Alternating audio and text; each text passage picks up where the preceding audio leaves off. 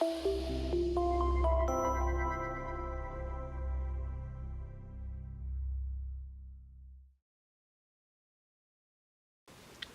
this video, we'll show how to use the link viewer in the 930XC OTDR from Greenlee Communications.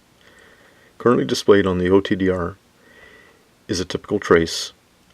Event number 3 represents the end of the fiber at 565 meters. Event number 2 shows a insertion loss measurement of 1.15 dB at 507 meters. And event number one shows the bulkhead at 0 meters. Now to switch to link viewer mode, you use the wrench icon in the top right hand corner, and now you have access to all of the menu structure.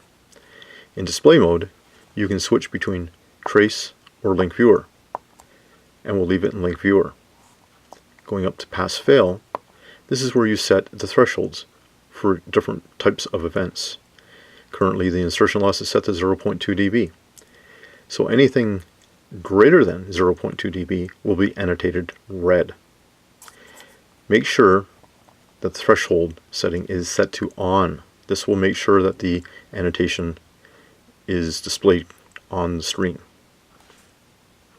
Now going back, you'll notice that the graphical representation is now available, and it shows the bulkhead at position number 1 at 0 meters, and in event number 2 is the insertion loss measurement, which we had at 1.15 dB.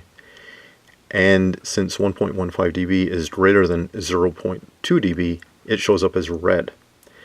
Now to toggle that, to show the use here, what we can do is go back to the menu structure, go back to pass fail, and let's change that to something a little bit larger than 1.15 dB. I'll set it to 2.2 in this case. Enter and go back, and you'll see that event number 2 is no longer red, which shows that it passes the link viewer annotation.